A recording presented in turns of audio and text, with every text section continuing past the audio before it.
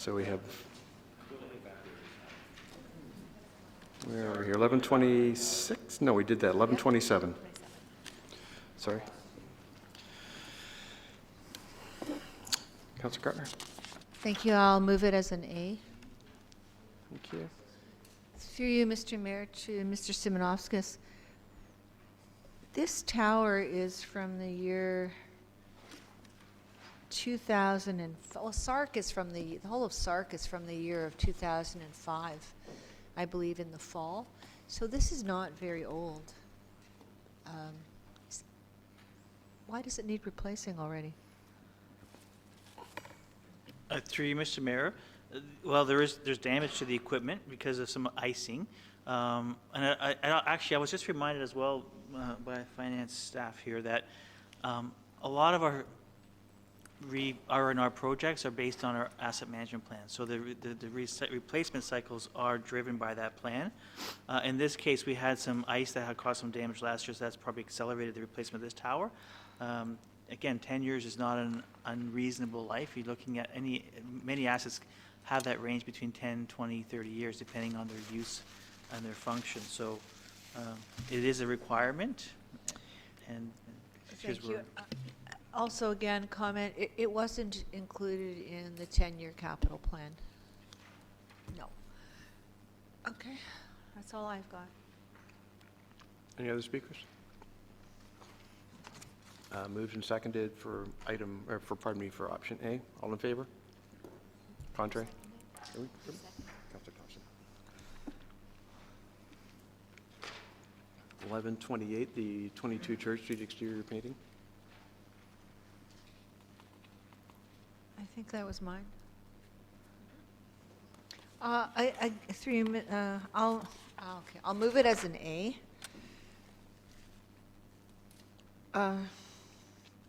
You know, we painted the exterior in 2013. What happened? Through you, Mr. Mayor. through you, Mr. Mayor. I don't know. I know I was out at the building earlier this year with the cultural center staff, and we were looking at some of the windowsills, and there's a lot of rot that's starting to occur. Yeah. So, I mean, painting typically is a 3 to 5 year cycle anyway, but for some reason, especially on the south face, probably because it's on the south face, there's been a bit more damage on that side. So this is something that we should do sooner than later, because we're already starting to see some damage in the wood. So the follow-up through Mr. Mayor is, are we going to have to do this every 3 years? I mean, Through you, Mr. Mayor, yeah, most likely. we should. Okay. Okay, thanks. Councillor Marcus. Thank you, Mr. Chair. I was just going to add to that. Normally you should actually realistically do it every 2 years if you really want to keep the wood on any exterior wood. If you want to keep it fresh and actually new and prevent it from getting rot. The reason you do get rot and any peeling and cracking is it's also the application, but then there's also the fact of where it's situated, north on the south side.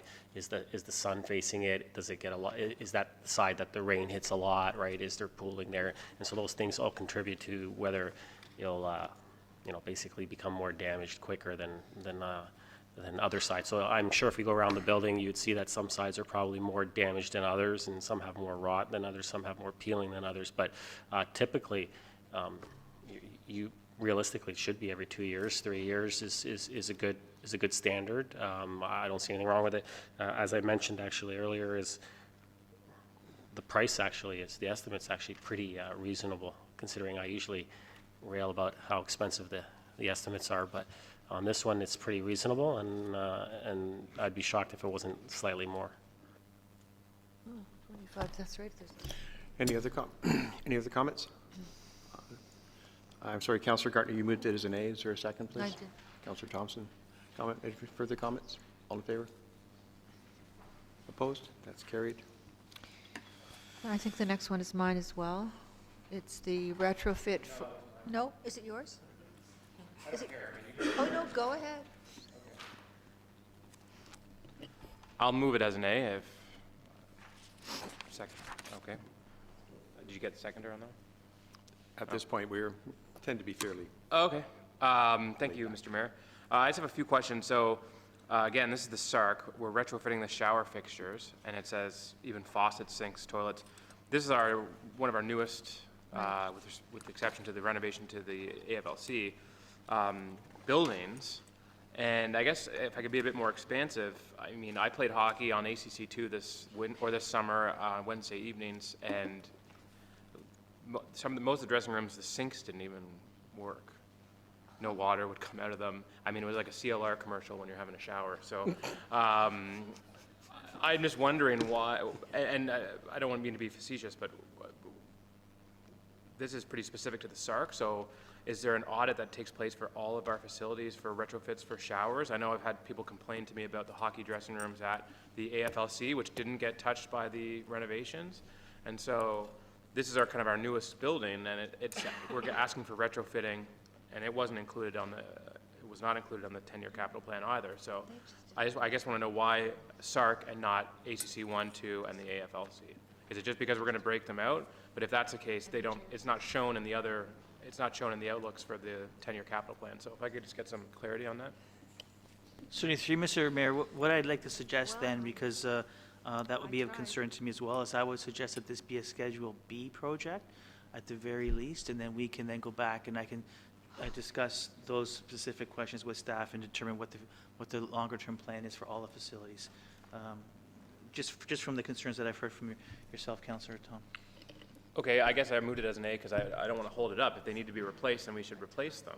I'm just thinking maybe next year or whatever, that we look at all of the facilities just to make sure that, especially with respect to our our aquatic facilities, our arenas, people pay for ice time, they pay for gym memberships. It's nice to be able to have a nice shower after you work out. So, and I think Aurora, we're a great town. We should be able to have, great shower facilities for our facilities. So that's all I have to say at this point.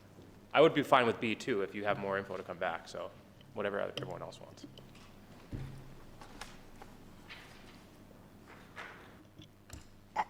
Again, it's a 2005 building. Why is this happening? Okay, it better not happen with the JOC.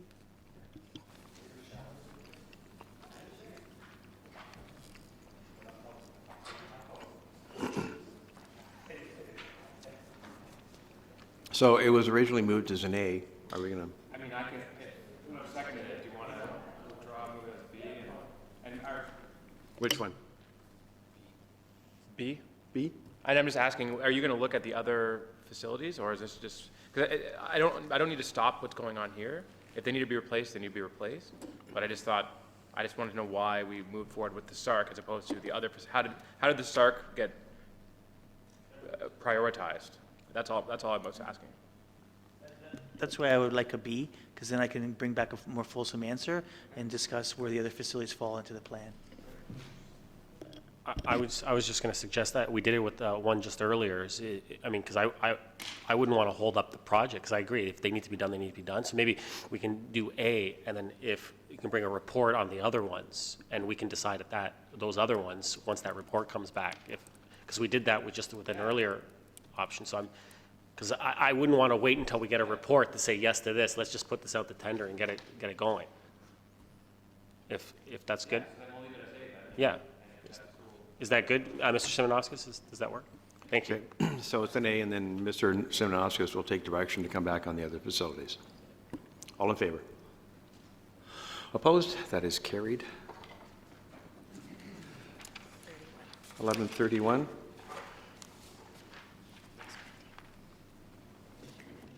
It must be mine. It's the same comment. Really? The building is just, seems to me to be a problem. If it obviously needs doing, I'll move it as an A.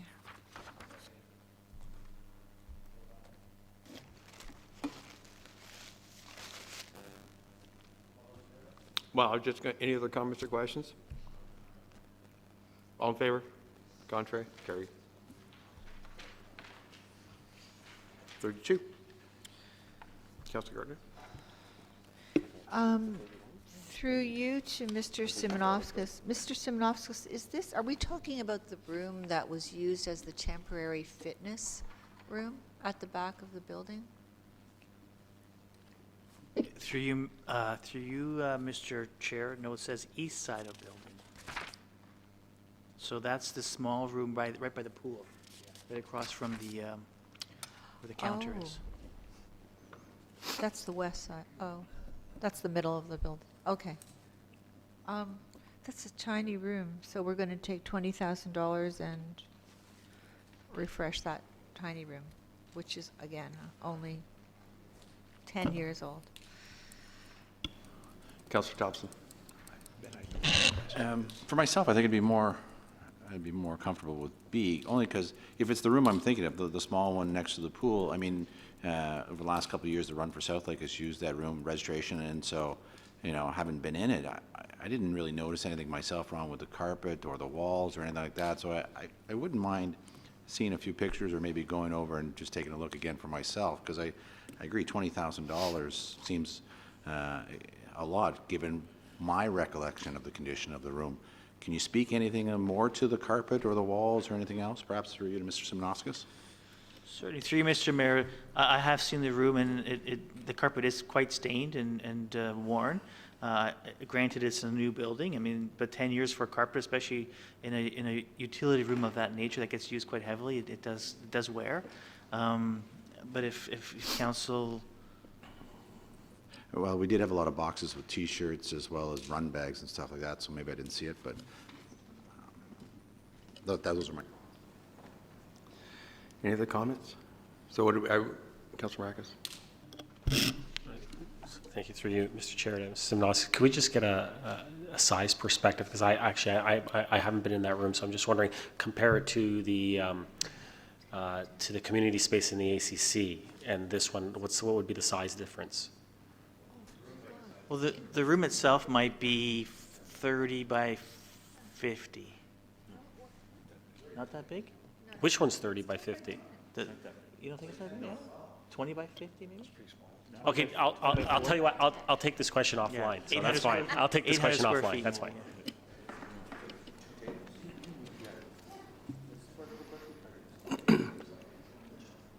My only comment, and I thought actually Councillor Thompson was going to go there, was the line increase rental revenue with absolutely no justification on that line. So if we're going to put that in for the justification, there might, a little bit of facts around that might help ease that pain. Otherwise, it's not a particularly good line. I was going to do the Karnak thing. So is that a B? So is all in favor then for B? Opposed? That is carried as a, thank you. 1133. I'm sorry, 1133. Councillor Tom. Thanks, Mr. Mayor. So I just have a few questions. So firstly, there's an asterisk on this because it's tied into some of the grant money for Canada 150.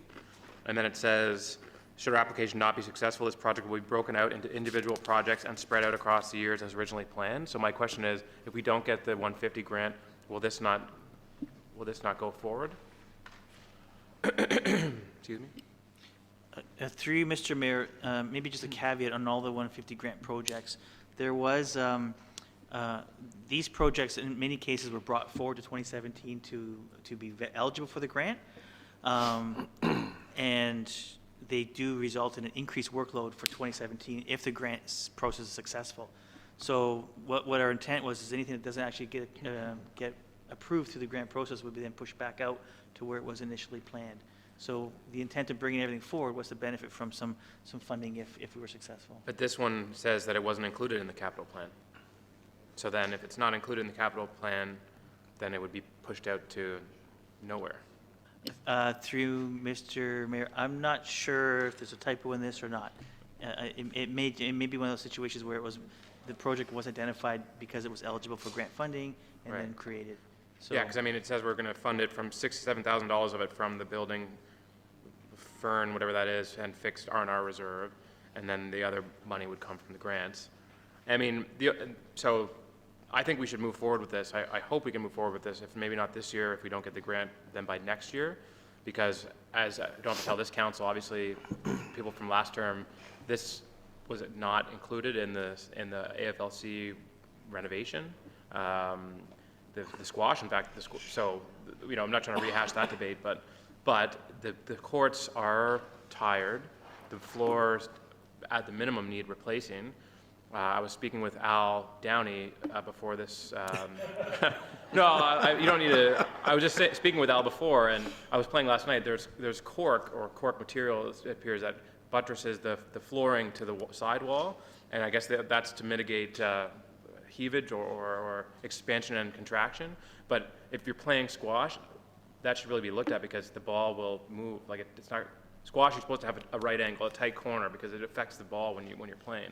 And the squash guy, like Howard, complains all the time about how the corner, especially in court 2, is like, it's like a medicine ball falling down there. So I think if we do move forward with the floors, that's one issue I'd like to see addressed, is to make sure that the courts are playable. Like, you know, we have A1 tennis courts, we should have A1 squash courts. And the last thing is, I don't know if we can include in this is specific to floors. I was talking to Howard yesterday about there's specific paint for the walls on squash courts. Right now, we just use white paint. The balls, if you look at Howard Cito's squash balls, I'll be very careful with my language here. They're all stained white. They're black squash balls that are stained white. And anyhow, the paint also chips off onto the court. Higher maintenance. I mean, it's just not meant for that. And so I've never seen that in any other squash facility where the paint actually stains the squash balls. And the last thing is the tape on the lines. It falls off all the time. I know our staff repair it, but again, there must be a better product out there. So I just think, why not refurbish the whole courts as opposed to just the floors? I wouldn't be talking about the special squash balls, because everybody will want them. Yeah. Councillor Abel. Well, this sounds like several of the items that we've had before us, except it doesn't say refresh. So I think if the wording was refresh the squash courts, we'd all understand that the walls and the floors would be treated, just like in the ACC and other matters. So obviously you brought something in detail that I can relate to, as opposed to the SARC and the other thing. So I'm in support of getting that looked after, and it was overlooked when we did we didn't use the term renovate, but we said retrofit. So maybe it's time to bring that around. I've been by there, and the board, the activity board, with all the people playing in all the tournaments, it's very active. Just as a note, Councillor Abel, Howard, I was talking to him about this last night. When there was no heat and no AC in that facility, Howard Cito actually increased the membership squash. That's interesting So to know.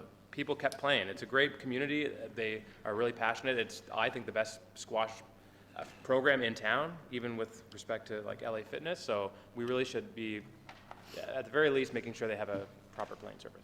Good, thanks. I'm in support of what you were saying, and let's move it ahead, as regardless if it gets the granting.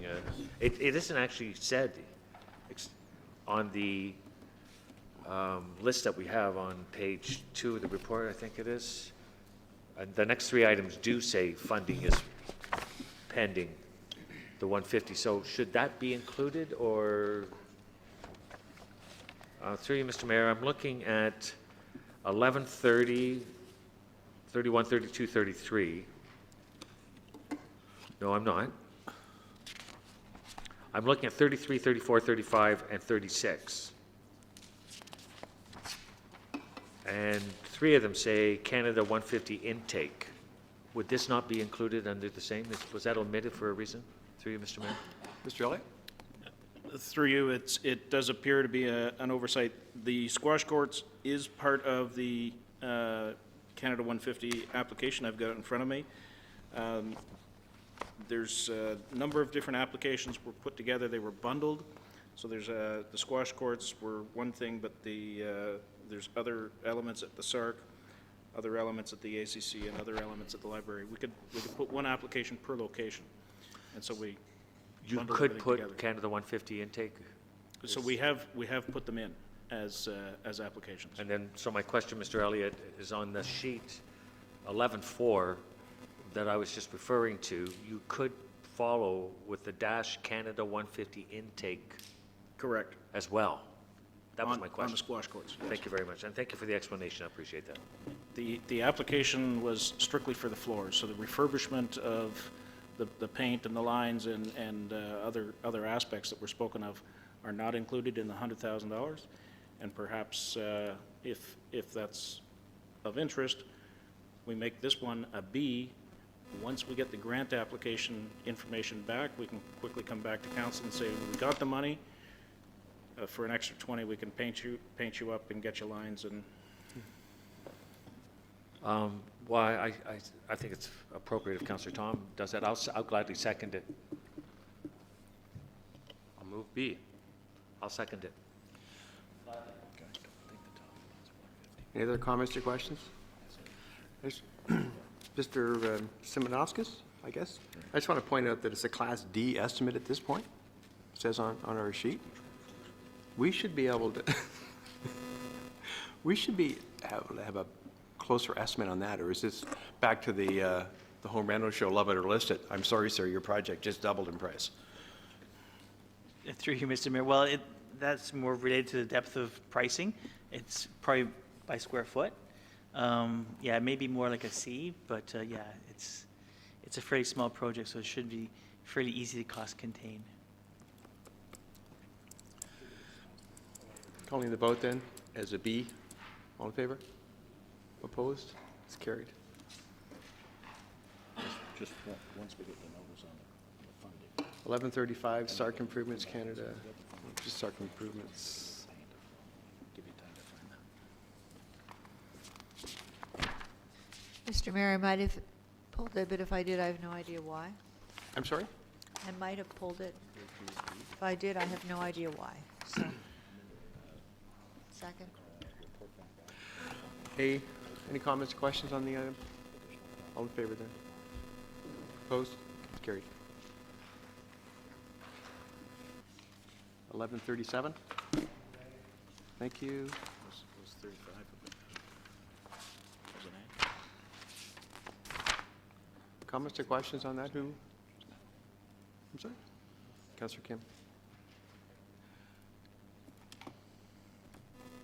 Do we really need an air conditioner in a gym? Don't you like to sweat when you're working out? I'm joking. No, it's fine. Let's go ahead with A. Why did we pull it? I don't know. I wasn't recording. So, Councillor Perry pulled it. Yes.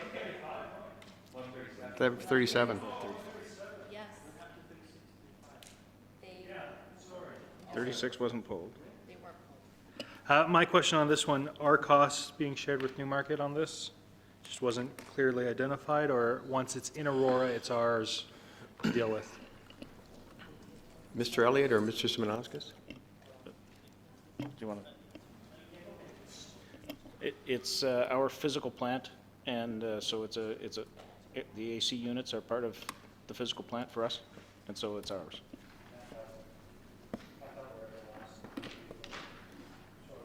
Sorry, so we're on item 35.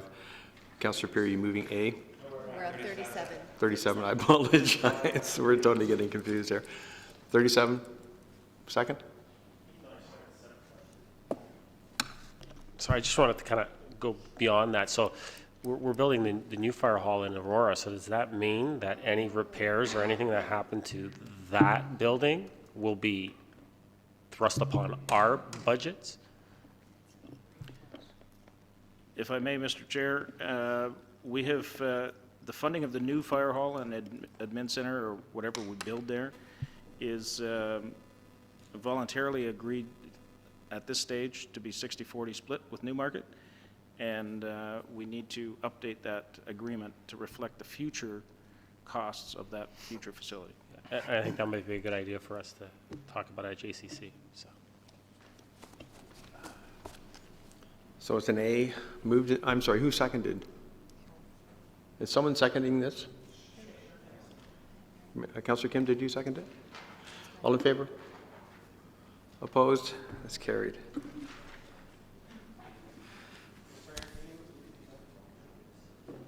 I'm sorry, Councillor?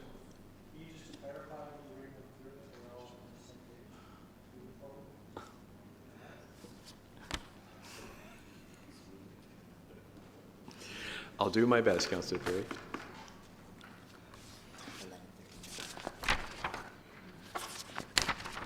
Next up is 11-39. We're into fleet, as in fleet of foot. Councillor Gartner. I guess just clarification, it's not young, this Toyota, but it's also not old. What is the life expectancy for a truck like that? Mr. Simonowski? Through you, Mr. Mayor, our fleet also has a section that's covered off in the asset management plan, which describes the conditions around replacement. So this meets those conditions. Okay. But is this fairly new for replacement? No, No, this okay. is not overly new. Thanks.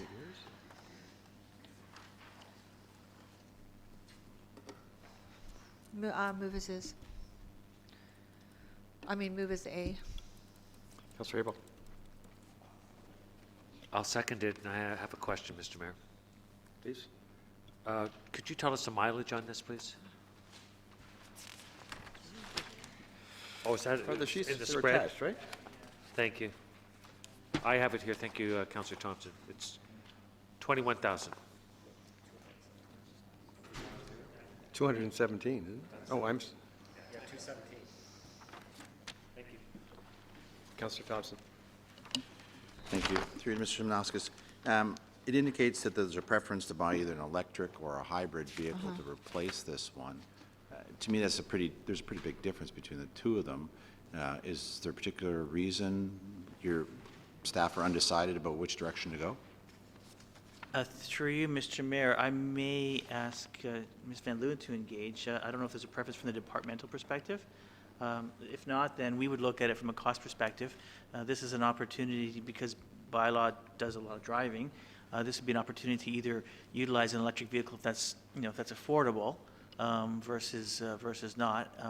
And I think we've had this challenge in the past too with hybrids, where we've looked at going to hybrids, but either the cost or the equipment, like the technology wasn't really there for us to invest in. So maybe I would suggest, if we're looking at something a little more specialized here, if this is a B, we can do a little more investigation and bring back some recommendations on one option versus the other, if that's okay for the client. Okay. Councillor Tom. Thank you, Mr. Mayor. I don't know if someone asked us because I was getting a coffee, but doesn't the province give a rebate for electric cars? And if so, are we eligible for applying for rebates for electric cars? I thought it was like $3,000 or $5,000 or something. There are grant programs available, but I think it'd be helpful because we're moving into a new era with regards to vehicles, and it'd be helpful maybe if we use this one as a bit of a study, and we can all learn a little bit of something about electric versus hybrid versus, versus a conventional. Yeah, and I just mean in the cost. I mean, they assist you with the cost of the car, so I don't know if that applies to municipalities or it's just regular folks. So you can buy a car. I'm not sure, but electric. it should. Okay, because it would reflect in the cost then. So, thanks. Further comments? So are we looking at a B? Just that, and then we can bring back some more information. Councillor Thompson, Councillor Carter, then? All in favor? Opposed? Carried, thank you. 11:44.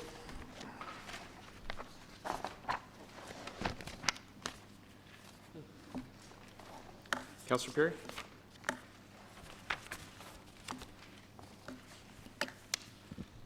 Initially, I thought it was a great idea to be installing backup cameras, but then I thought back to,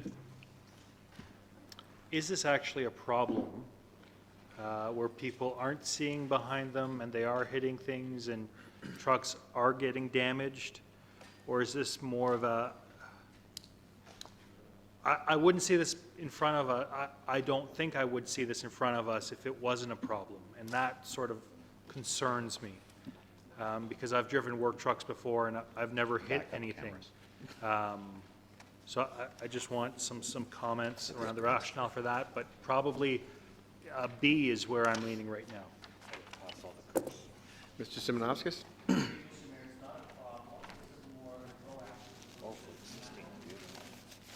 Microphone, please. Through you, Mr. Mayor, this is not a problem. This is more a proactive approach to improving our health and safety program. You know, accident or injury avoidance is the preference versus dealing with it after the fact, and this is a relatively inexpensive tool that we can use to improve visibility around our fleet. So to confirm, how many of these incidents have taken place? Have any incidents taken place? I'm not aware of any injuries. I'm sure we've bumped into equipment though, but I'm not aware of any injuries. I think I'd like to see a more fulsome report on this ultimately. Councillor Tom, Councillor Thompson. I mean, my only thought was kind of going off that, wouldn't it just be easier to replace, as we replace the fleet, to just purchase vehicles that have this capability as opposed to retrofitting? I don't know. I'm happy to have it come back with more details, but that just seems more logical from my perspective. Councillor Thompson. That was my similar thought. I mean, we do tend to, go through and recycle the fleet every 5, 10 years, and now it's my understanding, I don't own a truck, but it's my understanding it's pretty standard equipment now and stuff, so I don't necessarily know if we have to do it with every vehicle in the fleet or not, and so similar to Councillor Tom's comments, can you not stage this? Maybe there's a couple that we need it for, but not the whole fleet if we're going to keep recycling, repurposing. Gardner.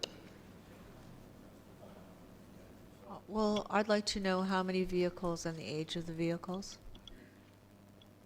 You may not have that handy, but that's why I'd like it to be a B. Well, there's 50 vehicles that are listed here for outfit of this device. How many did you say? 50 vehicles. 50? Yeah. And the average Holy age. smoke. Yeah. And the average age would be about 4 to 5 years because we have, with our life cycle of 10 years. I'm happy with B. I think that makes great sense considering where we are, and we can bring back maybe a short list of vehicles that maybe are either particularly vulnerable for this or age-related vehicles, and we can bring back something a little more detailed. Thanks, Mr. Chair. Thanks, Mr. Chair. I was just going to say exactly that. I mean, the only ones that I could see being useful in getting a camera is your ones with your dumps and your lifts on them, that they don't normally come standard with a camera on it, and those ones we might want to look at actually doing this too. And so I think it's great that we would get that report and then decide what we do moving forward. So, yeah. Thank you. So we're looking at B. Is that correct? My only comment, Mr. Simonovskis, is I haven't heard a lot of good things about aftermarket camera systems, so I would make sure that you investigate that pretty carefully. Who's going to move in second? Councillor Abel? I'll move it. Okay, no, do you have a comment? Yes, I do. Are there any stats that would support investing in this, like lower insurance, lower accident rates? Something that's worth including in the report as well. Thank you. I appreciate that. Okay, moved by Councillors Abel and Thompson. All in favor? Opposed? Carried.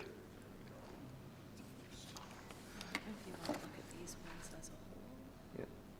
Councillor Gardner, you pulled 1145 through 51. Yeah, if I could just we'll take up to 50 together. These are all, as far as I can tell, these are all the same, and they're all being replaced at the same time. I find that unusual, so if you could, through you, Mr. Mayor, could just have an explanation. Mr. Simonovskis? Sure, yes, certainly through you, Mr. Mayor. I believe, and again, it goes back to our asset management plan, and these are all vehicles that are in the 5-year life, and they're all, I'm assuming they're all purchased at the same time or very close to the same time the first cycle, and they're all due for replacement this cycle. So that's the rationale for them coming forward. I don't know if Mr. Downey has any additional information. If he comes back in a few minutes, we can ask him as well, but that's the understanding. We have our asset management plan. It lays out when this equipment is to be replaced. these mowers have reached that threshold, and they're here for consideration. The could request, just- Mr. Downey, is can you add anything to why we're looking at replacing, was that 6, 7 mowers at one time? Whether, 7. Through Mr. Mayor, I guess what I can tell you is we need the equipment in order to maintain the parks. And if a piece of equipment breaks down, then we need to rent it or replace it, or it's in repairs, and it affects our service levels. So we put the responsibility onto the fleet to ensure that we have vehicles that are able to perform the functions that we want. And so they are the best monitors of when we need to replace these. My request to Omar, and it has always been, is I need equipment to work when we need it to work. And if a replacement program every 5 years ensures that occurs, that's fine. But when it breaks down, it is definitely a disruption to our service and impacts the service levels provided to the community. Councillor Marcus? Thank you, Mr. Chair. Through to, I guess, Mr. Downey, is this the whole fleet of lawnmowers? Through Mr. Mayor, I don't believe so, no. We cycle them through. So I can't tell you how many we have. I haven't got that list in front of me, but it's not the entire fleet, I know that.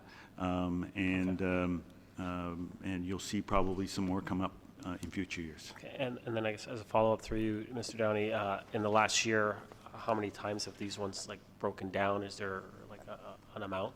Like, have they been out of service? Okay. Have they been repaired? Like how many times? So and I'll let Ilmar jump in here, but Fleet keeps a detailed maintenance record of all vehicles, including mowers.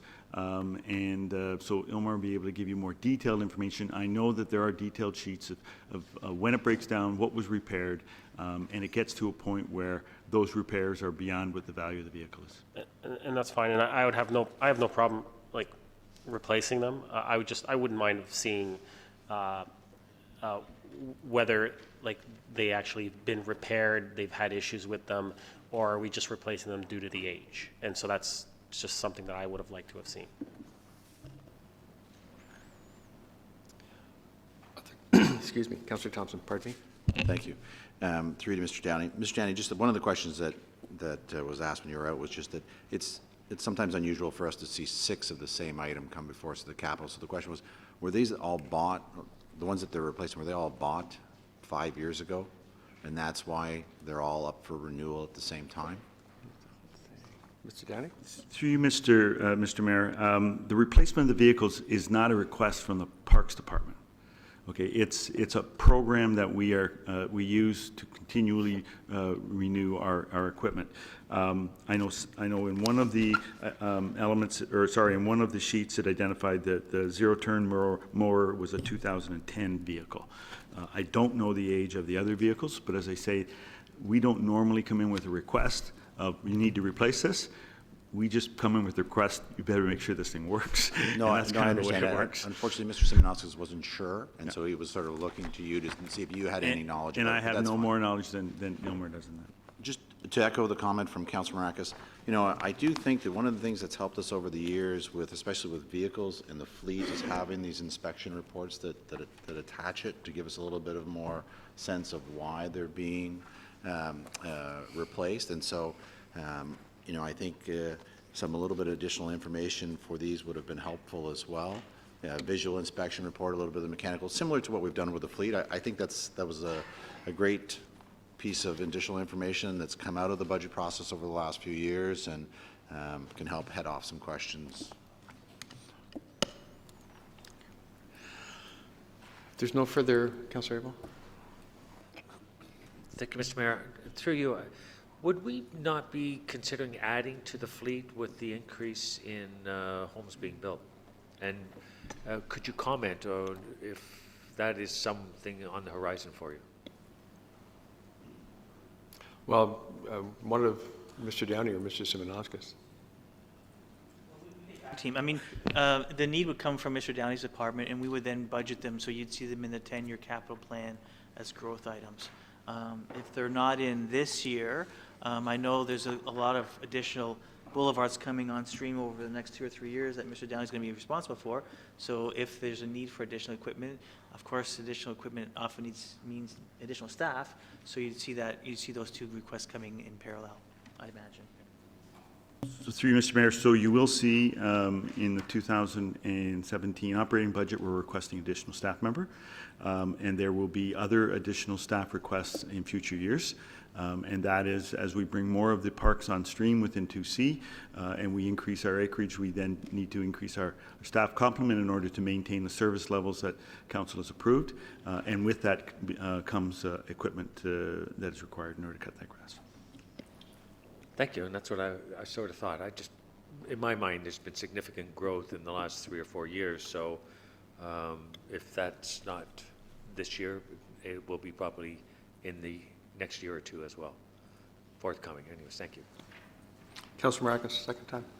Thank you, Mr. Chair. I was just going to say, to add on to that, quickly, could we not look at maybe holding on to these, even though we buy new ones, just in case we could still use them, instead of putting them out for auction, which I would assume would be the normal course of action? Through you, Mr. Mayor, the process that we have right now is the most cost-effective.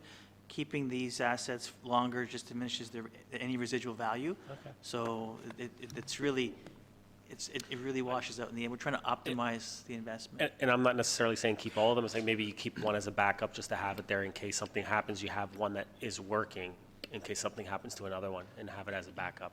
And that might be something to look at. So are we looking for a motion on all 7 items then? Councillor Perry, Councillor Gartner, Councillor Perry? Councillor Gartner, you pulled them. A? I'm sorry? Second, Councillor Gartner? So that's for all 7 items, 1145 through 1151. I'm sorry? Thank you. I just have a question on 51. So go to, please. Well, they're all mowers. Should I ask it now? They're all mowers, yeah. Yes, please. Okay, thank you. So the Kubotas are all, it says exclusively for Parks and Rec, and the JD says for Parks and Rec. So do we use this for other purposes? This one particular mower? And maybe it's a different age? Through you, Mr. Chair, no, we only use it for turf. And they all would have been, through you, Mr. Mayor, and they all would have been bought at the same time? Well, then that's More the or less. question that was asked. And I know this was bought in 2010. We aren't aware of when the other mowers were purchased, although we could certainly provide that information. Thank you. Thank you. So as a name, Mr. Mayor? So option A on from 1145, 46, 47, 48, 49, 50, and 51. Moved and seconded. All in favor? Opposed? That's carried. Thank you. Takes us up to 1152. Sir? And to be honest, I'm happy to put the next 2. I pulled 52 and 54 together. All I wanted to ask was, I can just say that, all I wanted to ask was, how long, I mean, I guess I could ask this for each one, but how long are they going to take? Like, what's the completion time for both projects, 52 and 54? So through you, Mr. Mayor, the projects will be tendered early 17. Construction start probably May, June, and typically we try to complete our projects within the summer period. If there's any, I don't believe there's, oh, actually, I think with Algonquin, there's underground infrastructure as well, so that may go into the fall. Okay. But what we do is after tender, when we have commitments from our contractors, we do include the schedule within the report that will come to council for these projects. Excellent. And then I guess the only other thing I would say is that I think these projects, especially on Algonquin, have been long awaited by the residents there. So perhaps a good communication plan with when construction is taking place and just letting people know that these projects are moving ahead. I'm not sure if that's going to be included in that report as well, but that was really all I wanted to say about those. So, thanks. So are you moving any further comments, Councillor Gartner? Thank you, Mr. Mayor. With respect to the Brookland Banbury. That's in, through Mr. Mayor to whoever, that's in the general area of the proposed development of the Highland Golf Course. So would we want to wait to do that, or is it prudent to do it now before any construction starts? I guess my question is, are the construction vehicles going to damage any of this, and then we'll have to repair it? It's 11:52. Yeah, okay, thank you. Through you, Mr. Mayor, I would suggest we proceed with the construction based on where this actual road is located relative to development. Yes, there'll be heavy vehicles on the road, but there's the road's designed for that. And we would have, so 2017 would be our first year, so we would have the sub-base in 2017 with the final course in 2018. That development might be three years out before it's actually fully completed, 4 years out. I'm a little leery of shifting our program too much because everything that's been laid out now as part of our pavement condition index program and replacement program is trying to make sure that we invest at the right time. If we wait too long, then you end up creating more damage to the road base potentially, and it also causes shifting in our other projects, which may result in a project that comes forward that really doesn't need to come forward at this point in time. So my preference is to move ahead with it. Thank you. And the last question is through you, Mr. Mayor. This is a road reconstruction project, but all of the expenditures, they're all coming under sewer and water categories. So through you, Mr. Mayor, all of our road projects, they incorporate elements. So you can see within this, there's a in the second or the bottom description, there's a section for curb and road, water main reconstruction. So there's a replacement of water main, sanitary sewer reconstruction. So the elements that are funded from different sources are labeled in that funding source. So although it's a road replacement, we're doing a full depth reconstruction here. So we're doing other elements as well. And they're all funded and bundled together in the one project. Thank you. But I'm just curious because the road construction part isn't noted as coming out of any particular place. It's all the water features. That would be the federal gas tax component. Okay, thank you. Councilor Marcus? Thank you, Mr. Chair. Yeah, I think we should just go ahead with it as far as putting it out for the RFP, just because we've been told many times that this is probably the best time to realize the best price. So, I mean, I'd like to get that out there, and then we would get this back, and at that time, when it comes back for us to award that tender, if we decide that we want to hold off on it due to the fact of any construction, if there is any in that area with other developments, well, then we could talk about that at that time when that comes forward. So I think it's best for us to move ahead, especially on road reconstruction projects, to make sure that we get the best price possible, because the last thing we want to do is be in that circumstance where we hear that, well, we're going to have to wait a year now because we could get better pricing. So I think that's my 2 cents. So Councillor Tom had moved on both. Is there a second, please? Councillor Perry, thank you. No further comment or question. Calling the vote on 52 and 54 for option A. Opposed? That is carried. Thank you. 11:56.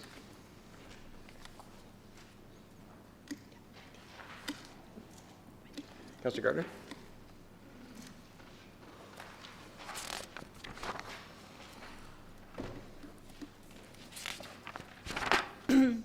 I'm wondering, Mr. Mayor, through you to, I guess again, Mr. Simonovskis, when was the 7.6, when was the original version purchased?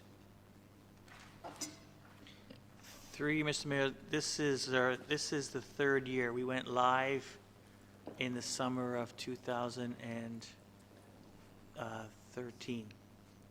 So I think we're about 2.5 years into the program, something like that. Yeah, 3 years, yeah. Councillor?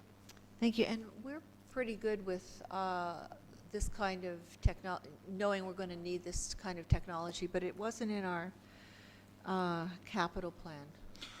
Through you, Mr. Mayor, no, this is, and this is something that really is a discussion between our staff and IT staff as far as software version improvements. I believe there was an opportunity to do an upgrade a year ago. I know when we were getting our software, they were in the middle of an upgrade. I believe we just went with the original version because the second upgrade would have been free and went right to this option. And there's some reasons for it around how the technology, like the mobile technology integrates with the new version. So there's some benefits to this. The business case behind this is a little more technical than I'm probably capable to speak to at this point in time. But bottom line, it allows us to continue using our software, continue with the support that we get from the vendor, the software vendor. And it's part of like the life cycle of software tools anyway. I mean, unfortunately, you can't just buy it and leave it alone. You got to constantly take care of it. Thank you. It just seemed to me to be a pretty fast upgrade or update. Councillor Abel? Thank you, Mr. Mayor. And through you, so the WAMS software that from last term, can you give council just the quick notes on what we paid? I remember, I think we started at 450,000, and we went to another 225, and now we're looking at another 75. Is it something like that? Could you just let us know what we've put into that? Certainly, through you, Mr. Mayor, I believe the entire project was about $600,000 with consulting, project development as far as determining the requirements for the tool, and then the tool itself, the software itself. So that was about $600,000. Then there's ongoing annual maintenance and licensing fees. So that's an annual cost that shows up in our operating budgets. And then you have periodic improvements such as this is a licensing upgrade. We've added mobile devices in the last couple of years. I think we have now something in an order of 10 or 15 mobile devices in the field, which are tablet-sized assets, right? So it's like any software we have. I mean, there's an ongoing annual maintenance and licensing fee. There's upgrade fees when you do a version upgrade, and if we're enhancing any aspects of it, then there's always a cost of those enhancements. Thank you very much. Motion, please. A. Second. Councillor Thompson, thank you. All in favor? Opposed? Carried. 1157. Stormwater repair, Henderson, Tamarack to Poplar. Not sure who pulled that. Councillor Gardner? Just some comments. Henderson is going to need some work. In my opinion, is going to need some work. It hasn't come to the Traffic Safety Advisory Committee yet, but I think it's probably going to need another stop sign and maybe some more crosswalks, and I don't know what else. And we're trying to slow truck traffic down there. So I'm just wondering about the timing. And the other question is, I live in that area. I rarely see people walking. I know some people do walk to the high school, and many people have requested crosswalks because it's a very hard street to cross. But I hardly ever see anybody walking. So, I don't know. It's a long street. That's just my comment. Also, we're going to, excuse me, Mr. Mayor, we're going to be doing this in-house. I'm assuming we have the expertise in-house to do this? Through you, Mr. Mayor? Through you, Mr. Mayor, no, we actually contract out our sidewalk repair work. The design will be taken in-house? The design has been completed, and I believe we did the design in-house. Yeah, that was a project for this year, but the construction itself would be done through contract. This would be the construction component. The design was done this year in 2016. Thank you. It's just using the word the design will be taken in-house, so Okay. I should have been aware of that from last year, though. Motion? Or Councillor Marcus? Thank you, Mr. Chair. Through you to Mr. Simonosis. Just a quick question. What is the purpose of just moving the sidewalk closer to the street? Like I'm just curious to what is it that it's going to achieve? Certainly through you, Mr. Mayor. We have sections in town that are quite problematic from a safety perspective. In this case, there's some areas on this sidewalk where we have pooling occurring in the wintertime, which results in ice, and then you have slip and fall risks. and often it's due to drainage and the way the grading is in the area. So the proposal here, by moving it a little closer and doing some grading around that area, it'll improve essentially keep the sidewalk from flooding and minimize our risk for slip and falls. That's probably the biggest reason. I know we've done this in other areas as well, where we've just experienced chronic flooding or pooling, and then freezing, and then it's a very difficult thing to maintain. And once you have someone slip and fall on that, then it's a very substantial liability that, if we can address, it's worth addressing. This could be one claim in and of itself, essentially. If there's no further comments or questions, could I have a motion, please? Councillors Thompson and Gartner. All in favor then? Opposed? Carried. Item 1159, sidewalk repair St. John's Gateway to Industrial Parkway North. Councillor Gartner. I just wanted to know how old the present sidewalk is.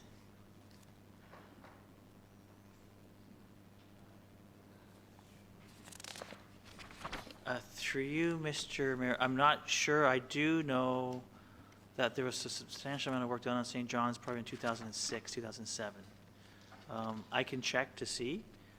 Again, this is another one of those areas where I know, especially on the south side, because of the grades and the lack of sun, that we do get a lot of ice build up in the winter. So it's a similar situation as we're seeing in the previous project. So you're, through Mr. Mayor, so you're mentioning the word liability? Thank you. Any further comments or questions? Motion then, Councillor Gartner. Thank you. Councillor Maracas, second. All in favor? Opposed? That's carried.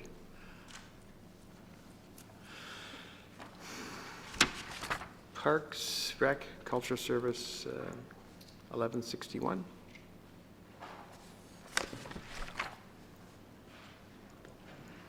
Mr. Mayor, this and the next one are mine. Yep.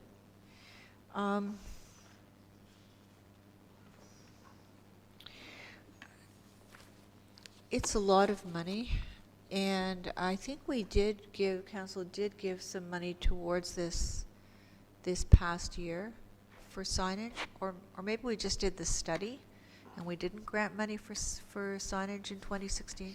Could you refresh my memory through you, Mr. Mayor and Mr. Downey? Mr. Mayor, we were granted money last year, and so we've begun phase one. Do you recall how much, through you, Mr. Mayor, how much money was given? Off the top of my head, I apologize, I can't tell you. But I know there was money allocated for signage of phase one. If you recall, when we presented this project, we were going to do it in phases. This is the next phase. Thank you. And do you know if there's a phase after this? Yes, there is. There's also budget allocation for 2018. Thank you. Any other comments or questions on this? Motion, please. Move as an A. Thank you. Second. Councillor Tom, thank you. All in favor? Opposed? Carried. Just a second here. I got to.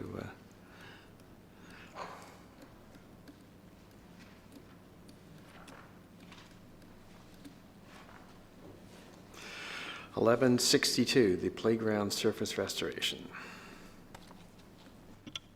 Through you, Mr. Mayor, to Mr. Downey. So, Mr. Downey, we just, do we do this every year? We put every year in the budget, well, this time it's 10,600. Do we, $10,600. Do we just do this every year ad infinitum and keep checking the surfaces of the playgrounds? And if they don't need it, we don't use it? Through you, Mr. Chair, yes to both of those questions. And that's why you see funding in each year. What we do is we've identified parks that we feel need it this year. That cycles through so that next year you'll see a list of 5 or 6 different parks, or it might only be 2, and we might not use the full allocation. Thank you. Move as an A. Second, please. Oh, I'm sorry, Councillor Kim, question? Yes, 3 to Mr. Downey. Notice that a couple of the parks already have wood chip mulch on them. Is this just a replacement of these wood chip mulches?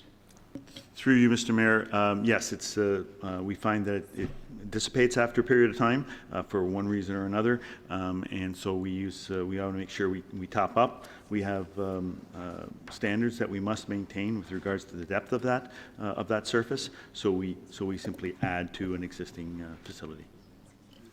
And just one other quick question. I know a lot of people that I know and kids, they prefer the sand because I find myself, I get splinters all the time going through my sandals. Is there, besides the impact of a fall, is there any other benefits of the wood chips versus the sand? Yes, so the wood chips have a much better, we're a little loud here.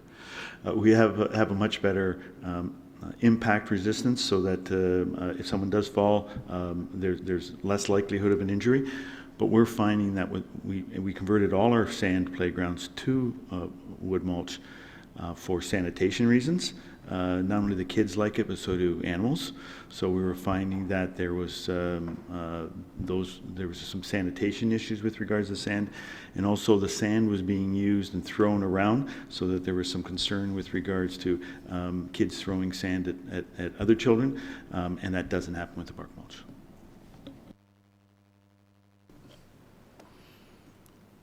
So we probably shouldn't convert to stones or anything like that. Motion, please. A. Councilors Perry and Tom. All in favor? Opposed? Thank you. 1164. Councilor Perry? Thank you, Mr. Mayor. Again, I know that we could probably do the work, but based on the cultural precinct, this question, I think it's a little bit,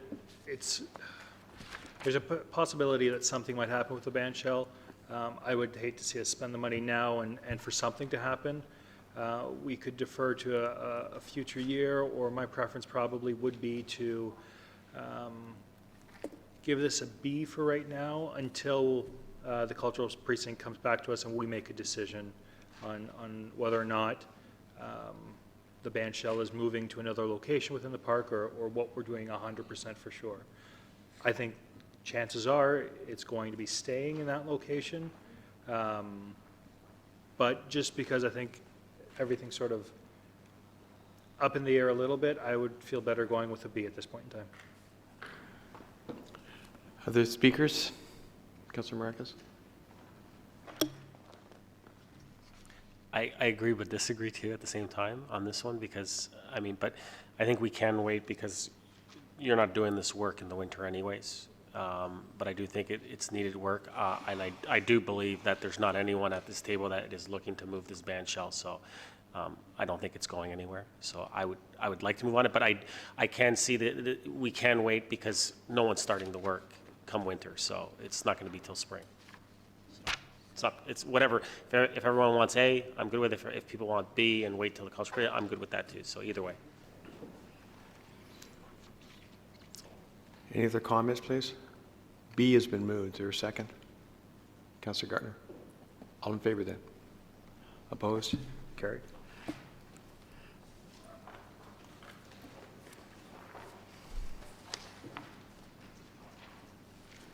$11.69 playground replacement, Lundy Park. Thank you, Mr. Mayor. It doesn't, through you, Mr. Mayor, to Mr. Downey, it doesn't say what year this playground was created. It does say the children don't find it attractive. Have they told you that? Is it being well used? Thank you. So through you, Mr. Mayor, this playground's off of Downey Circle, which is St. John's and Bayview, and it was built by Ballymore Homes about 20, maybe 25 years ago. It is the original playground. It hasn't got the same play value as play equipment of today does, and we also are under, not that it's unsafe, but there is a little bit more maintenance going on. We are concerned, we want to make sure that we keep our playgrounds up to date and up to CSA standards. So we are recommending, and it is part of our 10-year capital plan, to continue to replace playgrounds on an ongoing basis, and this is part of that plan. Councillor? Thanks. Any other comments on this item? Motion, please. I'm sorry, so Councillor Perry and Tom. All in favor? Opposed? Carried. 1172, replace the artificial turf at Shepherd's Bush. Councillor Maracas? No, Councillor Gardner?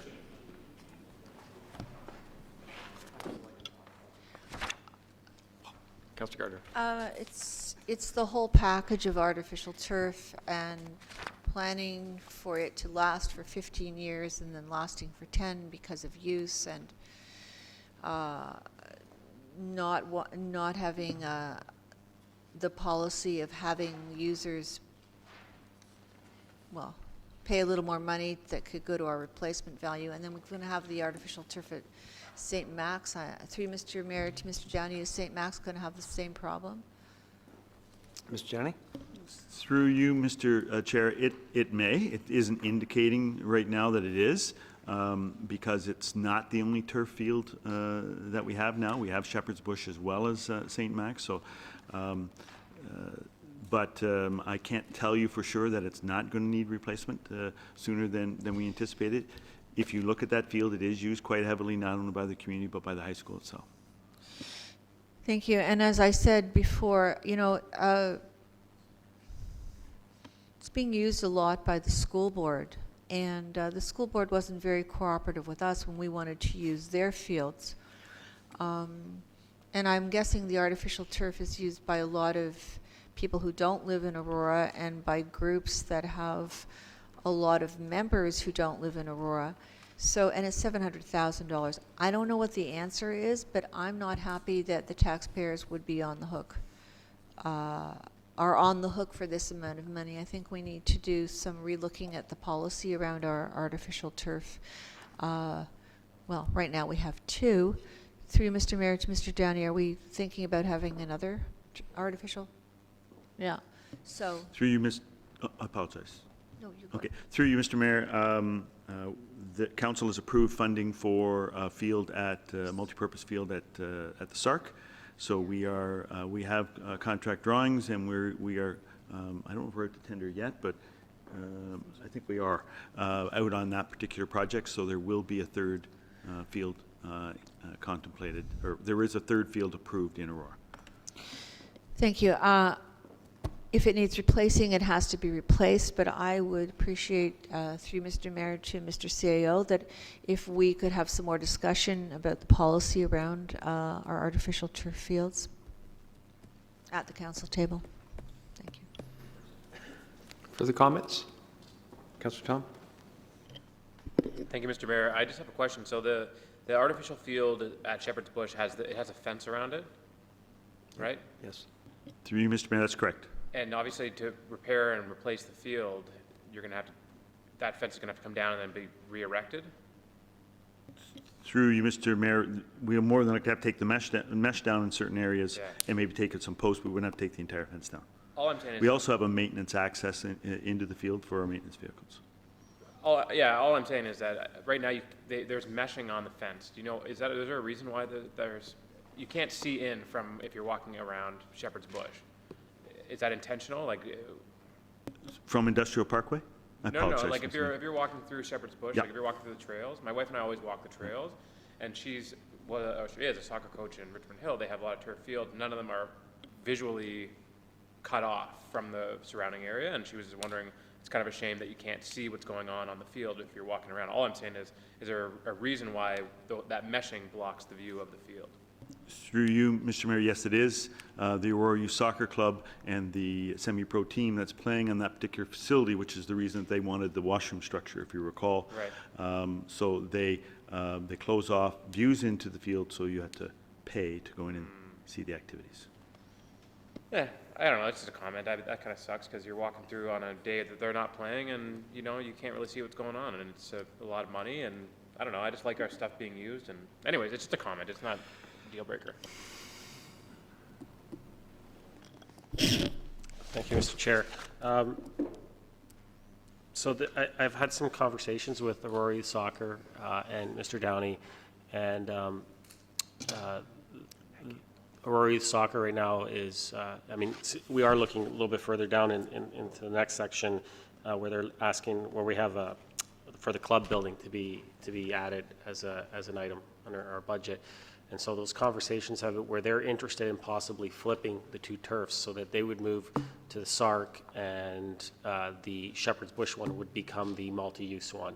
And so that would help with the actual building structure where they wouldn't need it. They could use what's at the Sark. And so those discussions are happening, and maybe Mr. Downey could kind of speak to that slightly, just to give everyone kind of a thought of where that's going, and I'm sure we would get a future report. So my thought is that maybe if we could take those two items and attach it till we get that report and see what's going to happen and what that would detail, and then we can make a decision on all of that in one big encompassing decision. Mr. Downey, this is news to some of us. Through Mr. Mayor, yes, we have been in touch with the Aurora Youth Soccer Club. I actually have a letter, and I have a plan here that could indicate or at least shed some light on this particular issue. If you permit, I can put it on the overhead and go to the podium. Please.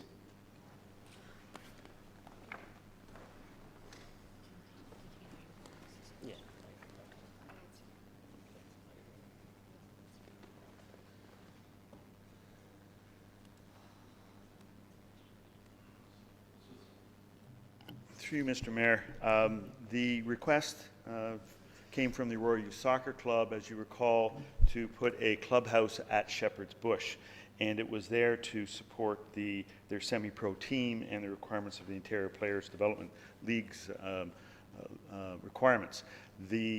Some discussions have taken place with regards to a possibility of switching from Shepherd's Bush to the Sark, and then the activities that were going to take place at the Sark onto Shepherd's Bush.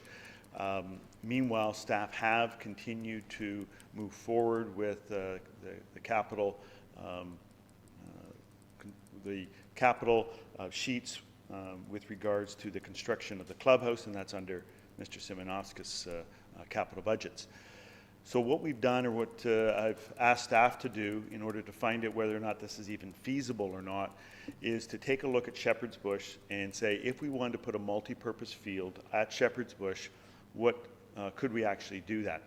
So the plan actually shows a few things. This hatch line shows the existing soccer pitch, and it's exclusively a soccer pitch. No other lines around that field other than soccer. And that is what the Aurora Youth Soccer Club is requesting. They don't want a multi-purpose field. They don't want any lines in this field other than soccer. And that's all the ones that are on this. If you recall, we used to actually extend the fencing out into this particular area in order to create end zones for football. But that has been corrected with the construction of St. Max. So football can now be played at St. Max as opposed to Shepherd's Bush. However, we now want to convert this to a multi-purpose field, which will accommodate football, soccer, field hockey, rugby. As well as soccer, we need, sorry, I said soccer, we need to then look at an extension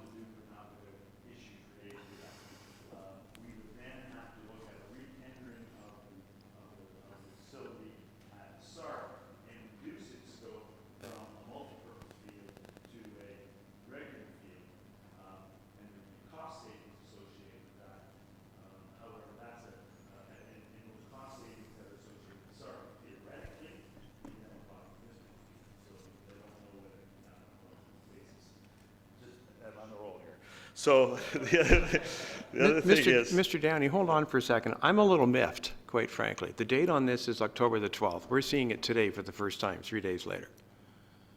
We couldn't have even had this last night to have a preview?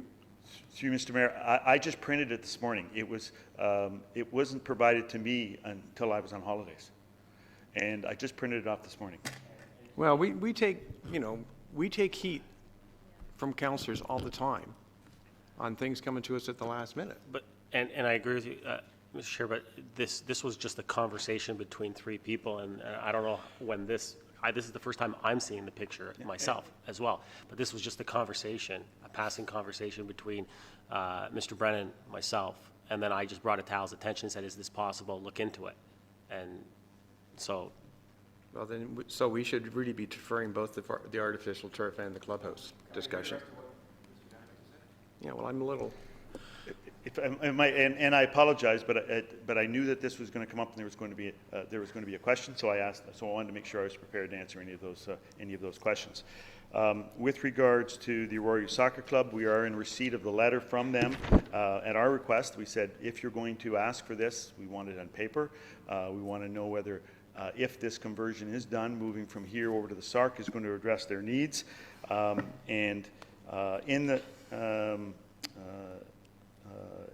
In the letter from Mr. Brennan, it says, and I will provide this to council once again, this was just emailed to me as well. If the town was open to having the SARC field being soccer specific, then we would not have an issue with the town making the Shepherd's Bush turf multi-purpose. Although we prefer that dressing rooms would be added to Shepherd's Bush, utilizing the existing dressing rooms, washrooms, and showers at the SARC would meet our needs. Thank you, Mr. Downey. I've got Councillor Abel, Councillor Thompson. Councillor Perry? Well, I appreciate an overview of looking town-wide, and the first question I was going to ask is why would the soccer club prefer this location? So is it because there's existing washrooms there? I don't, is it more central? I don't understand what that is. But we also own land on the Hallmark building, 11 acres. And, I think that should be part of our conversation as well. What is planned there? What do we see going there? I think we were talking about 3 full soccer fields, and that would make an ideal spot for Aurora Youth Soccer. I mean, are they excluding that? So I really think we should be looking at all these options before we're committing ourselves to making an all-purpose and backtracking it from one and putting, this looks quite expensive to me. I know there's no cost, and we really have just got it in our hands. We haven't even had a look at it. But we have owned the 11 acres at Hallmark for, I don't know how long, 2 years? And we haven't seen anything. You've got a phone call, and in 3 days, you've been able to produce something here right before our eyes while we're considering. So I think communication and a wholesome discussion when we're talking about an investment along these lines.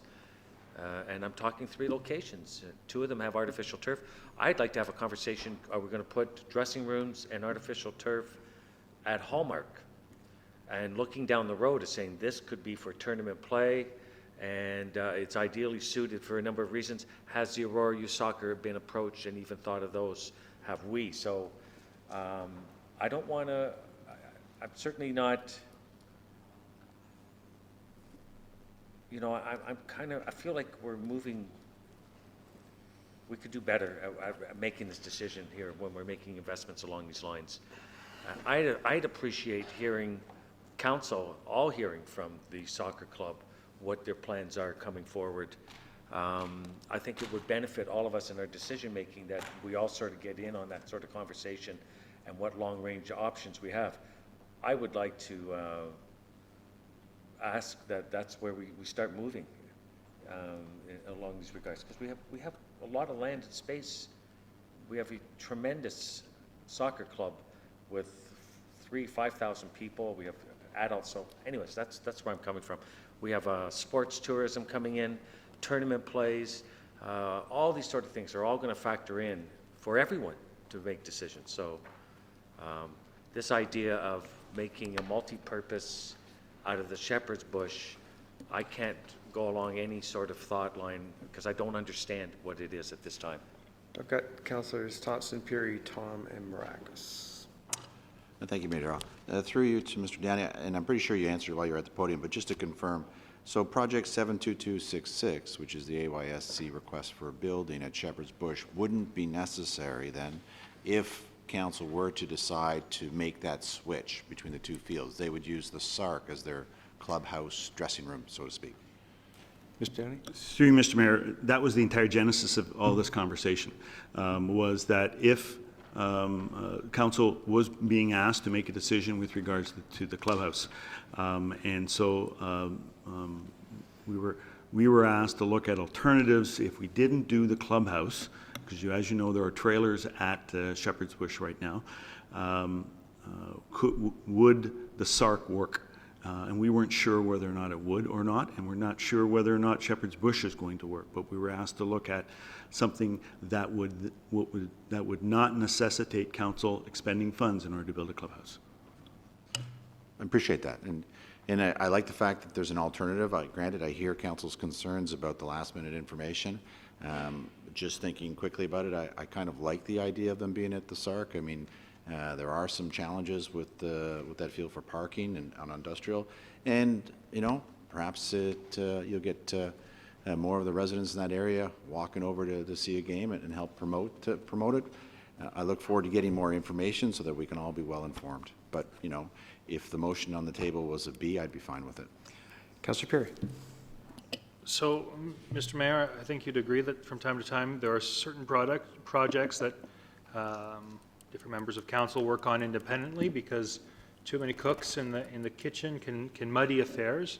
I'm happy to see that one of projects I've been working on is slowly progressing forward.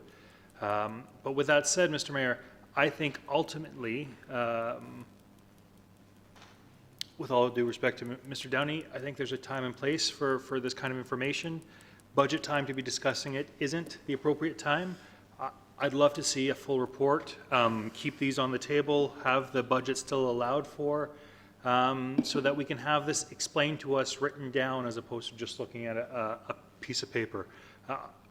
On first blush, I think it's a great idea, but I'd rather see it fleshed out in a report. So I am, you know, on board and ready to go with option B. I think most people around the table are ready to go with that. So we're not making any decisions. We're just saying, let's get some more information so that we can make an appropriate decision. I think, you know, most of us around the table are ready for that. Councillor Tom? Thank you, Mr. Mayor. I just want to say pretty much the same thing.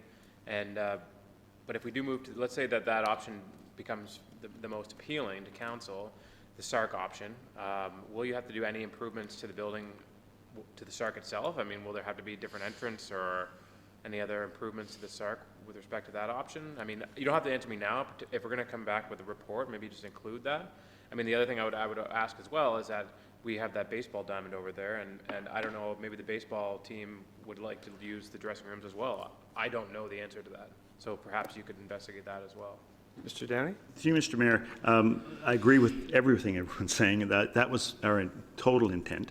The question came about how are we going to, or how are we going to assist council in the discussion with regards, or the decision with regards to the construction of a clubhouse at Shepherd's Bush, and what other options might be available. I just wanted to indicate to council there are other options that may be available, and I totally agree that we should be looking at those options and moving forward, and there should be costing associated with it. And this is not necessarily a soccer issue, but there are other teams involved as well, and you're correct, whether that be soccer, lacrosse, or baseball. We all have to make sure that we are addressing their needs. The whole purpose of today was just to assist council in any deliberations with regards to making a decision to move forward with a clubhouse at Shepherd's Bush without the knowledge of other options being on the table. Thank you. Councillor Maragos. Councillor Abel after. Thank you, Mr. Chair. Without trying to repeat myself from the first time, I do believe I specifically said that let's just take these two together. We'll get a report back on what's coming forward. Personally, like I said, I didn't know that there was going to be a diagram involved. I just thought Mr. Downey would give us a little bit of a background of what's gone on to now just to give everyone here at council up to speed. And so that way we can get that report, because I agree, we need a report. Will it work? I don't know. I sat down with Jimmy and had a conversation, and he said, we would like to do this. What do you think? And I said, you know what? First thought, sounds great.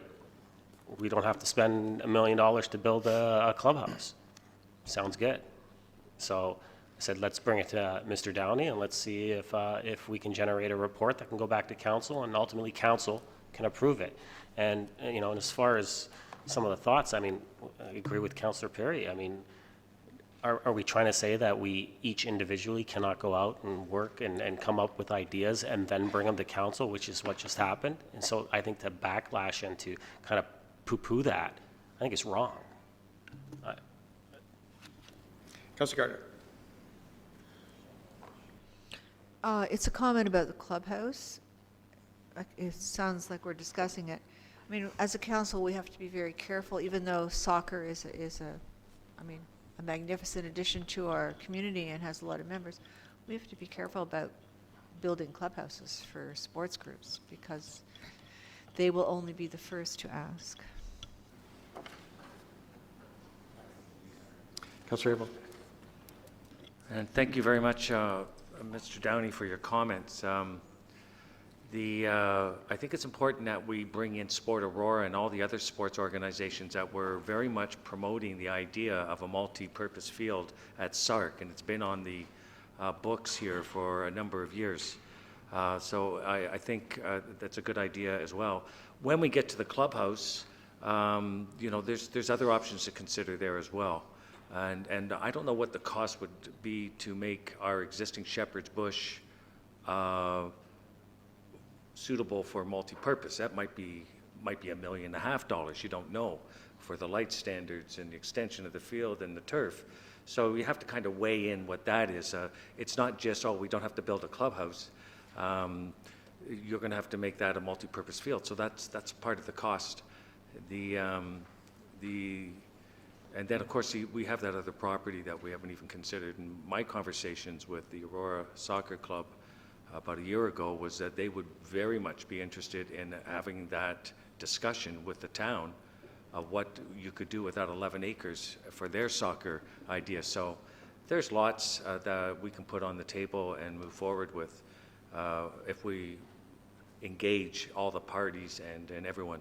And for well, I'll save my comments for the clubhouse when we reach that.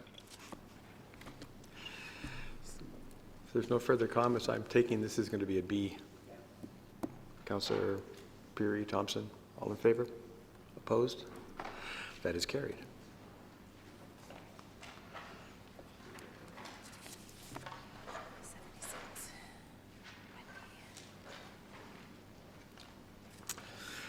(11-76) Willow Farm Trail improvements. Councillor Gardner. Thank you, Mr. Mayor. Through you to Mr. Downey, could you remind us any work that's been already spent on the Willow Farm Trail and how much? Through you, Mr. Mayor, I apologize. I don't know. It's just completed, but I can't recall what the budget for that particular project was. Okay. This work was not part of that. So then, through you to Mr. Downey, I can assume from this that we really need to do this work in order to make this trail functional? Through you, Mr. Mayor, no. No, the trail is functional. I walked it. It's functional. It does have some issues with regards to this gabion wall, and we thought that this was an opportunity to leverage some federal grant for the project. If we are not successful in obtaining the grant, we are not suggesting moving forward with this project. Thank you. And part of this is a stabilization of river banks. That's quite an important issue. So how would we go about doing that? Well, through you, Mr. Mayor, it's not to a point where it is going to collapse or cause public safety, but it is something that, as they say, there was an opportunity for us to leverage some federal grants. So if we aren't successful in the grant, we will be coming back to council at some point with some funding or a request for some funding to do some work in future years, but not this year. Thank you. Just as a follow-up, so the ravine banks will be fine for this year? Through you, Mr. Mayor, that's correct. Thank you. Councillor Thompson. Just quickly, I'm supportive of the approach that they've put forward. I mean, if there's an opportunity to reduce the cost by applying for a grant and getting it, then I think we should move forward. Mr. Elliott, should we do this as an A, dependent on receiving, it's phrased in here, but the approve as is the project will proceed to tender, or should we be doing this as a B, waiting for the funding to come back? What would be the most appropriate way to handle this? Perhaps I dare suggest that it's a D, that it's proceed with, on the condition that we receive the funding. Or once funding is confirmed, the grant funding confirmed, proceed. Councillor Gartner, would you be good with moving that? Thank you. Councillor Thompson, second. So D, which is essentially proceed based on received grant. We all good with that? Calling the vote, all in favor? Opposed? That's carried. D and that's dependent.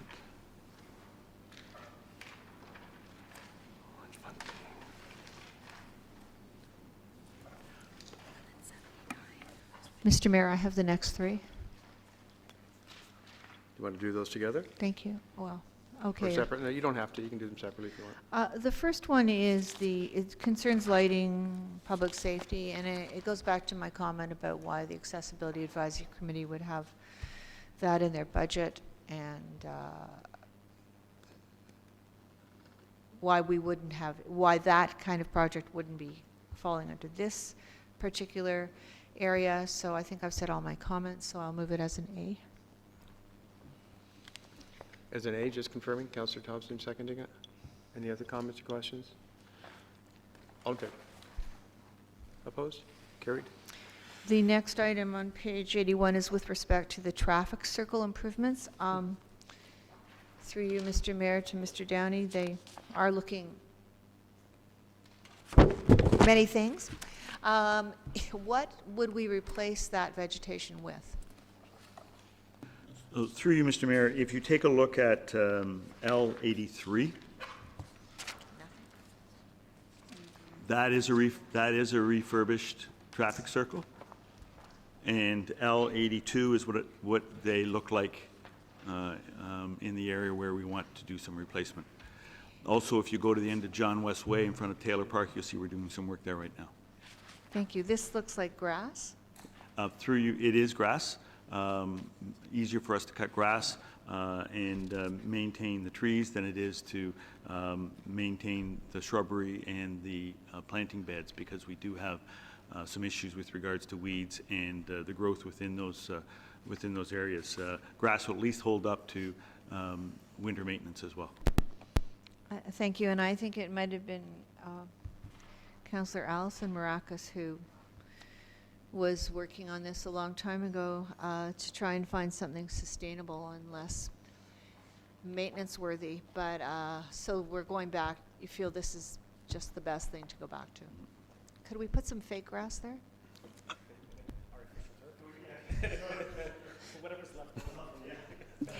When you take it up from Shepherd's Bush. Oh you'll my put it in goodness, Mr. Downey, maybe there would be a portion. Thank you. Mini soccer fields. Councillor Maracas. I was just going to echo some of those thoughts. I know that previously it is with using vegetation that doesn't necessarily need a lot of, I mean, it did need maintenance, but it was supposed to not need maintenance. And I'm just wondering, did we look at, because I know like clover is a good substitute for grass as far as it needs very little, almost next to none when it comes to water. It can grow in the shade, in the sun, in direct heat, so and it cuts just like grass. So I'm wondering, was any thought given to that? Through you, Mr. Mayor. So actually 10 years ago, Councillor Maracas, the other Councillor Maracas, That'd be brought forward... Collins Maracas. Collins Maracas. Collins Maracas, I apologize. Councillor Collins Maracas brought forward a request to try out test plots for alternatives to grass within our boulevards. And we did 10 test plots in front of the soccer pitch, the Highland soccer pitch on Industrial Parkway, to find out how well the different materials held up. We couldn't find one that was going to be sustainable. Turf seems to and continues to work the best, particularly when it starts getting infested with weeds. We find that grass will keep that abatement of weeds better than some other materials, because quite frankly, after a few years, the weeds start taking over. Thank you. Councillor Thompson. Thank you. Through you to Mr. Downey. Mr. Downey, you said that there was a test project on the traffic circle on Gateway Drive in 2015. Obviously, it must have been successful, but in terms of evaluating it, did you get many feedback from the residents in the area, or did you go out to them and ask for any comments with regards to the changes? So through you, Mr. Mayor, a lot of comments before we did it, no comments after we did it. So we were taking that as they're much happier than what it looked like before. We did get a lot of comments about how unkept they looked, and they wanted us to do some improvements. We haven't got very many comments after the improvements. So people saying, gee, it looks a whole lot better. I just think they're happy that it doesn't look the way it looks. Thank you. Councillor Abel. I am in full support of moving this way, and I spent a great deal of time putting election signs in on the roundabouts, and I found the one on Gateway a breeze. So it works for you in the parks, and it works for other reasons as well. Councillor Maracas. I was just about to say that I really enjoyed putting election signs in them, and it's too bad we won't be able to do it now that there's a lot of visibility. So it's a shame, but that's what we decided. My only comment, Mr. Downey, would be if you want to keep the grass low, just have me maintain it, because I can't seem to get it to grow at all. So this is an A. Someone moving that, please? Councillors Maracas and Gartner. All in favor? Opposed? That is carried. Councillor Gartner, you have the last one? It's 1184. Sorry, Mr. Mayor, I've lost myself. Where are we? 1184, Oh, thank you. fitness equipment. Thank you. I'm quite familiar with the fitness room, as you know, Mr. Downey. Some of us are as well. Some of the equipment is pretty desperate, but even so, this is $272,000 over 3 years. That seems like a lot of money to me. Would this replace all of the equipment in that room? Through you, Mr. Mayor? Through you, Mr. Mayor, this is an ongoing replacement of equipment, updating of equipment. The $272,000 involves a 3-year program starting in 2017. We do not have any replacement identified in 2020 or 21, but get back into a cycle in 2022. So we know we have some issues we need to address at this point. We have some aging equipment, we have some new technologies coming on board, but right now we're asking for a commitment of $53,000 in 2017. But we do have a forecast in future years up to $272,000. You are correct, but that's not within the next 3 years. Councillor? Thank you. Well, I guess I could ask you the rest of the questions offline. Thank you. Councillor Maracas. Mr. Chair, through you to Mr. Downey, I just have one, I frequently go to the gym there, and I was just, that's great. It's a good facility, and I enjoy it. There's just one, I find there's one issue, and I know I've talked with a few people that are there, is the dumbbells are kind of sad and tired. So I'm just wondering, maybe we can look into them, and plus that they also stop at 80. There's no 85, 90, 95, 100. So I'm just wondering, maybe we can look into that also. Is that age or weight?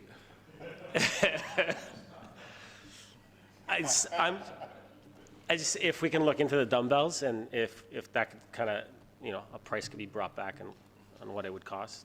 I know it's usually, I think it's $1 a pound, usually. But, okay, thank you. Councillor Kim. I just agree with Councillor Marakis. We often fight over the 80-pound dumbbells. So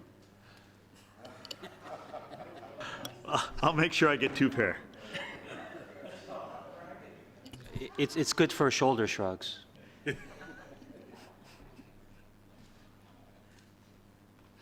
Councillor Gartner, is this an A? Definitely an A. Councillor Berry, thank you. All in favor? Opposed? That is carried. It's just concerning when you start talking about dumbbells, that's all.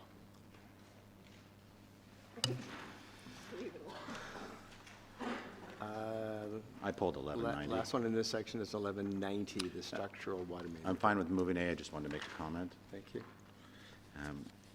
And I've mentioned this many times before, but, year after year, we spend millions of dollars on our infrastructure, and the water relining program is something that's gone on a number of times. It's great that it says that, it'll substantially increase the life of the water main, and it'll substantially decrease the costs, and then we've had some breaks, but, as I said to Mr. Simonauskas, it would be great for me, and I'm sure all of council, to get some numerics, some data around this, just so that we can see that return on the investment that we make year after year. What is the average cost to when we have a water break, or when we have the annual water reports and it shows the loss? I just want to see some sort of numerical evidence that what we're doing is making a difference. And so, Mr. Simonauskas brings us many water reports throughout the year. It'd be good if perhaps some of it also speaks to the investment we're making and how that is helping. Just a comment, Mr. Simonauskas? Certainly, through you, Mr. Mayor, I appreciate the comment and also value that kind of information as part of our decision-making tools. Maybe just a couple of points on this, just to put it in perspective for council. If you were to refer to page 18 of the asset management plan in tab 9, it just gives you a sense of the investment that we have in just the water main asset, because we also do relining on the wastewater system as well, although that's a different program. But just to put it in perspective, so our water main inventory, we have about 200 kilometers of water main in town. This relining project is about 1 kilometer long, so we've probably got, I believe, about 15 or 20 kilometers of actual relined work in town for the program that we've done so far. So it is very specific to problematic areas. And you can also see that the replacement cost of this infrastructure is almost $750 million. So really, looking at this investment, there is a return to the investment, there is benefit to the system and investment, but it's also, think of it as long-term maintenance. Similar to when we do our road projects, we do crack sealing on our roads at typically 3 to 7 years to extend the life of that asset. I don't know if you could say the return on investment, because really what the return on investment is deferring longer-term costs. And really, that would be the kind of KPI I try to bring forward.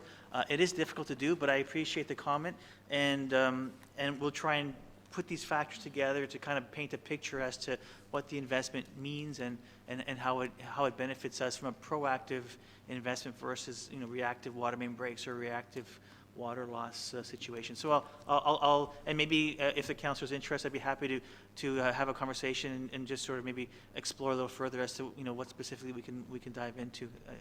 Always valuable to try and create some KPIs around these. Councillor Thompson, and perhaps this is something the Finance Advisory Committee could look at in terms of parameters as to how maybe to work that out. It's an excellent suggestion.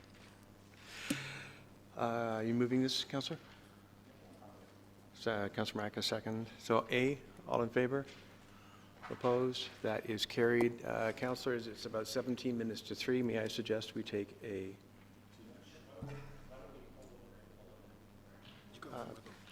that got passed? Didn't that get passed? Well, I don't think there was no number. Okay, no one, council, no one pulled the Town Hall Council Chambers AV system upgrade. Do we wish to discuss it? So the interesting part with that is we'll be bringing forward an early capital. I will put. Can I just clarify that? Just so they understand. Houston, we have a problem, yes. Madam Clerk. So we just wanted to clarify with this request, because the RFP did come in over budget, that we do require additional funding for it, and there will be an early capital request then that will come with the award report to council.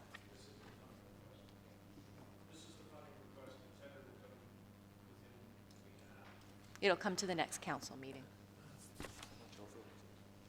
Okay, so then are we good with, would someone move it as an A then, please? Councilors Thompson and Kim, Councilors Tom and Kim, excuse me. All in favor? Opposed? That is carried. Okay, that finishes tab 11.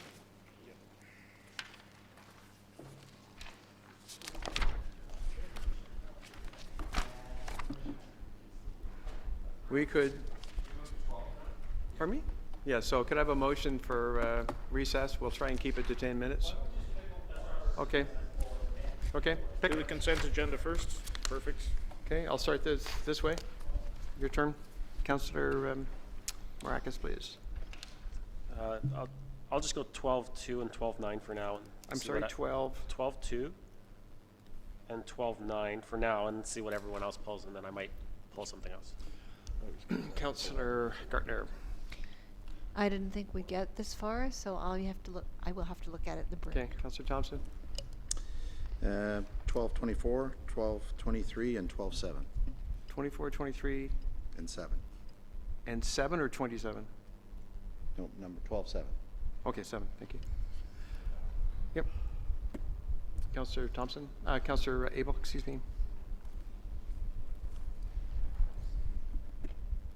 Mr. Mayor, didn't we just talk about the artificial turf on 1226?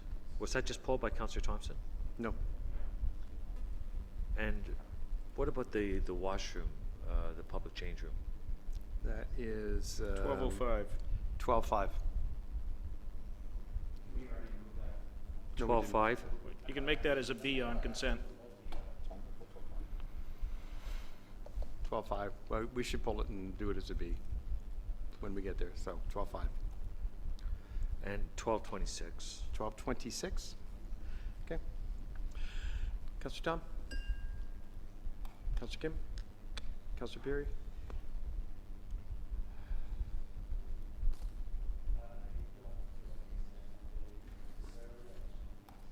Okay, well, let me reprise what we have here, then we'll go to break and come back. Okay, we have 2, 5, 7, 9, 23, 24, 26. Anything on the museum?